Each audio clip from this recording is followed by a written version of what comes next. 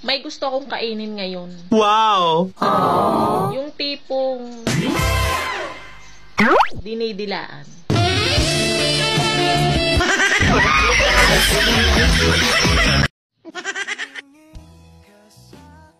Grabe ka makatingin.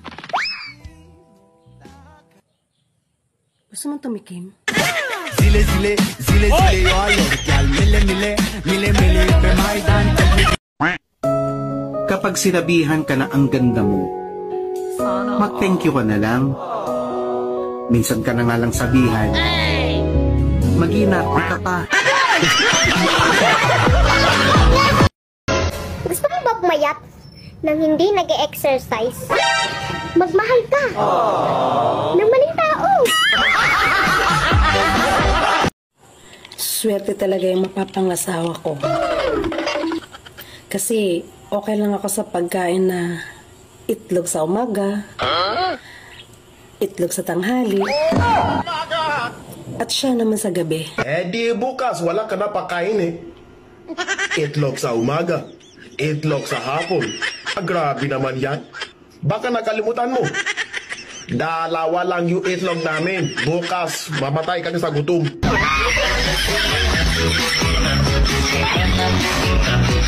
So ayun nga, nagpunta nga kami ng Quiapo. Grabe, ang saya nga namin dun eh. Oh, talaga? Eh kayo ng ex mo, ano yung pinakamasayang memories nyo? Kami masaya kami.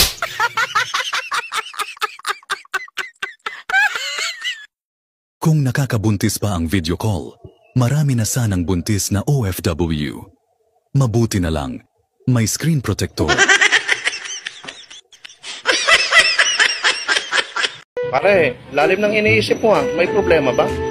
Nagpa-check up kasi si Mrs. pare.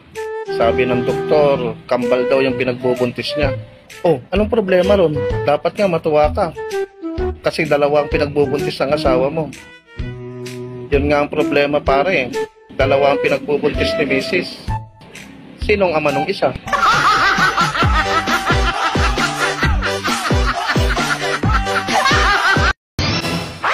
Kuya, may asawa ka na? Wala pa. Ilan taong ka na ba? Matanda na ako. Bakit di mo ako gayahin? May asawa na. May mga anak na. Di naman kasi ako kagaya mo. Na ano? Malibog.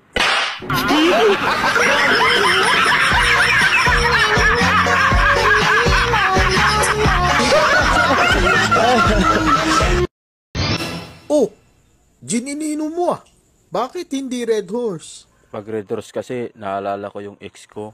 Ha? Bakit? Kinakabayo kasi ng iba.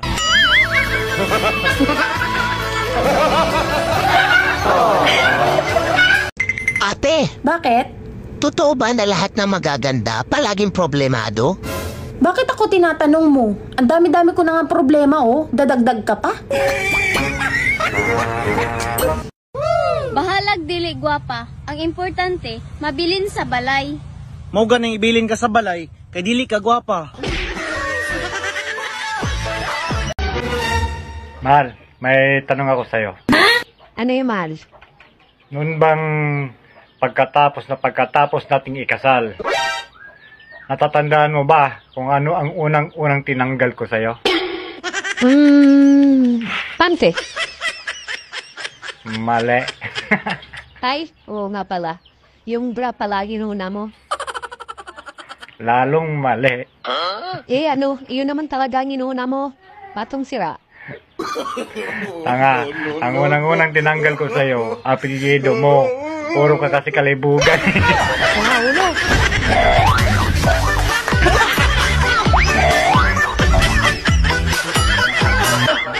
Kung ang paboritong kainin ng mga pusa ay isda, ano naman ang paboritong kainin ng mga aso? Igit. Yung mga babaeng may nunal sa muka, sila talaga yung malambing. Mabait, mapagmahal at mapagbigay sa kapwa. Yun nga lang tupakin. Kailan ka huling nadiligan? Your Honor, hindi ko na po alam. Ganun ba? Sino ang huling nakadilig sa'yo? Your Honor, hindi ko na po maalala po yung pangalan.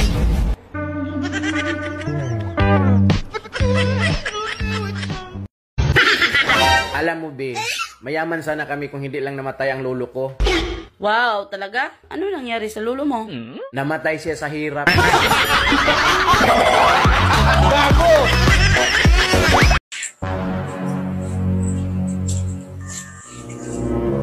Oh, Han, andiyan ka na pala. Nakautang ka ba kay kumpare?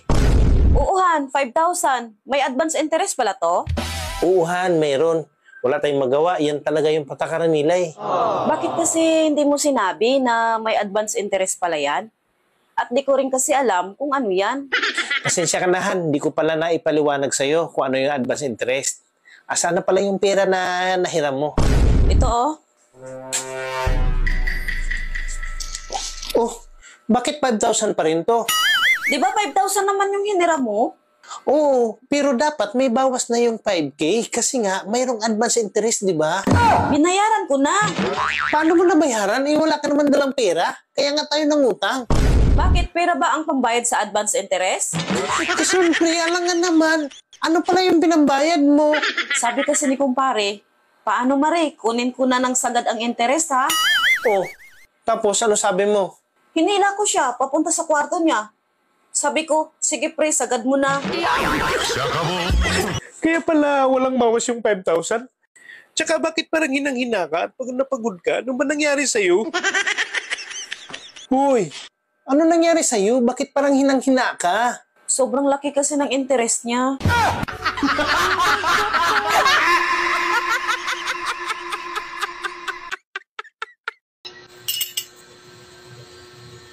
Ano? Hihirit ka pa?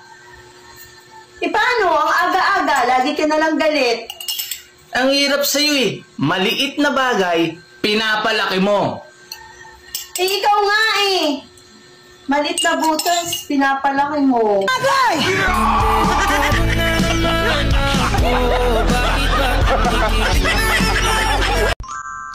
Ate, di ba marunong ka sa Tagalog to English? Ano Tagalog ng I don't know? Hindi ko alam. Ay, hindi mo rin alam?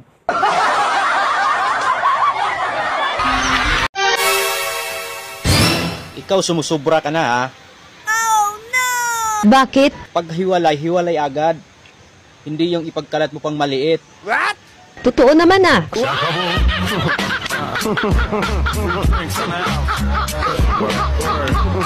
Alam mo kung ano ang nakakalungkot? Yung mamatay kang gutom. Tapos sa lamay mo, may kape, may biskuit, may sopas. Ayaw, di ba?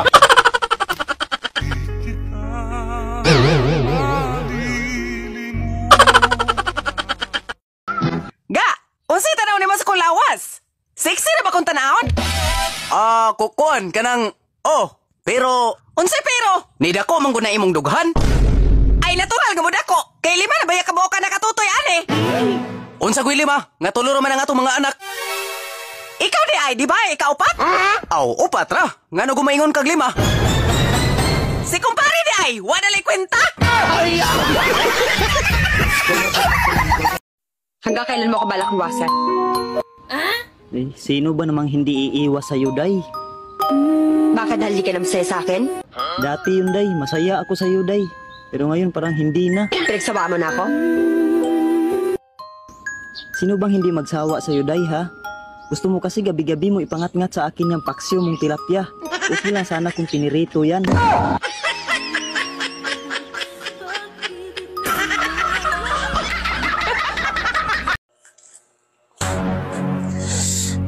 Ako na siguro yung taong pinakamalas dito sa Pilipinas. Bakit? Ano mang nangyari? Noon kasi, nagtatrabaho ako na maayos. Honest ako sa kumpanya. Pero biro mo, ako pa yung natanggal. Kung nagtatrabaho ka ng maayos, bakit ka natanggal? Iyon na nga eh. Sip-sip yung kasamahan ko. At siniraan ako sa kumpanya namin. Ayan, mahina ka kasi.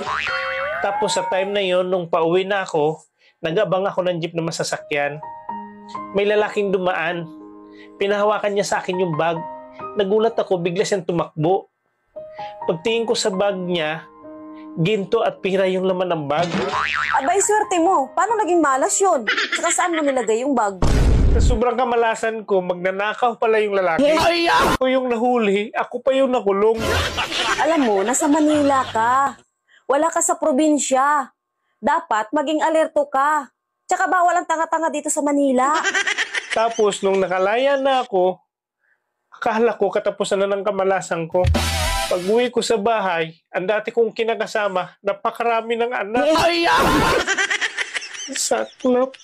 Alam mo, di lang kamalasan. Katangahan mo rin naman eh, kung bakit ka nagkaganyan. Ang pinakasaklap at napakamalas ay yung nangyayari sa buhay ko ngayon. Ito na yung pinakamabigat at hindi ko matatakasang kamalasan. Bakit pinakamabigat na kamalasan yung nangyayari sa'yo ngayon? Eh, kahit nasyunga-syunga ka, okay ka naman. Paano ako makatakas sa kamalasan? Eh, kasal tayo?